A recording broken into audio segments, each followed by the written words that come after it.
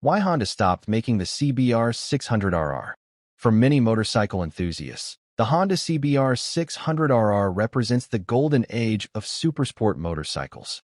With its incredible handling, race-inspired engineering, and legendary reliability, it became one of the most respected 600 cubic centimeters sport bikes ever built. So when Honda stopped selling the CBR600RR in several major markets, many riders were left asking the same question. Why would Honda discontinue such a successful motorcycle? The answer is more complicated than most people think. Contrary to popular belief, the CBR600RR wasn't discontinued because it was a bad motorcycle. In fact, it remained one of the best bikes in its class. The real reasons involve changing market trends, stricter regulations, and the evolution of the motorcycle industry itself. To understand what happened, we need to go back to the early 2000s. At that time, the 600 cubic centimeters supersport category was booming.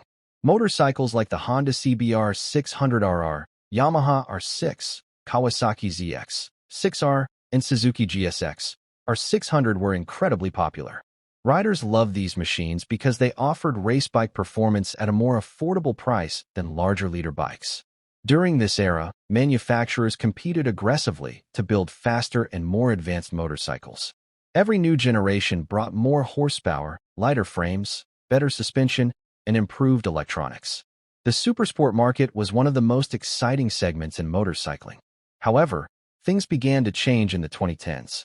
Rider preferences started shifting away from traditional supersport motorcycles.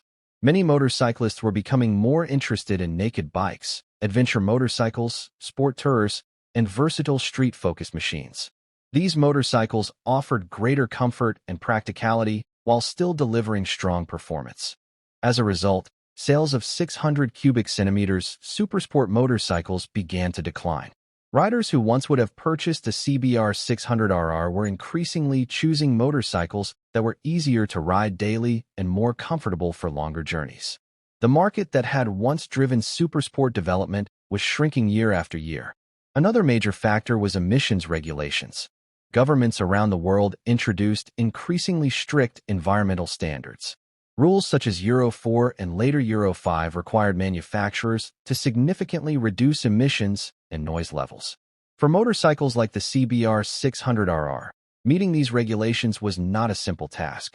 High-revving inline-4 engines were designed to prioritize performance, and updating them to satisfy new environmental standards required extensive engineering work.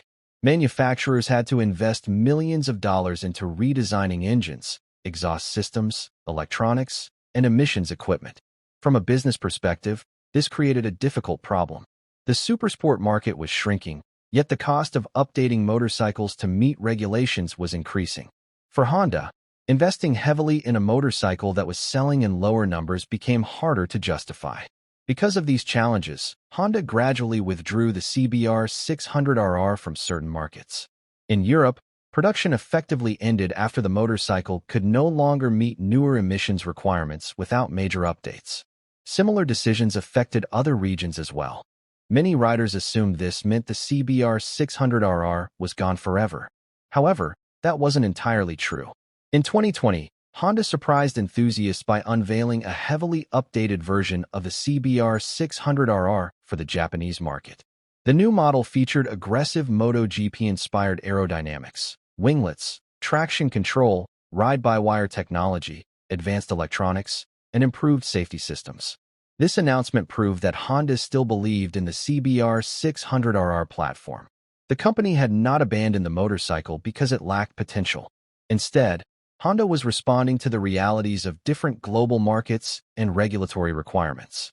The return of the updated model also highlighted another important fact. There was still a passionate community of riders who loved supersport motorcycles. While the segment was smaller than it had been during its peak years, demand had not completely disappeared. Today, the future of 600 cubic centimeters supersport motorcycles remains uncertain. Many manufacturers have reduced their focus on the category, while others continue to adapt their models to modern regulations. The market is no longer the powerhouse it once was, but it still attracts dedicated enthusiasts who value precision, handling, and high-revving performance. In reality, Honda didn't stop making the CBR600RR because it failed. The motorcycle became a victim of changing consumer preferences, stricter environmental laws, and economic realities facing the motorcycle industry. Yet despite these challenges, the CBR600RR's legacy continues. Its influence can still be seen in modern sport bikes, and for many riders, it remains one of the greatest supersport motorcycles ever created.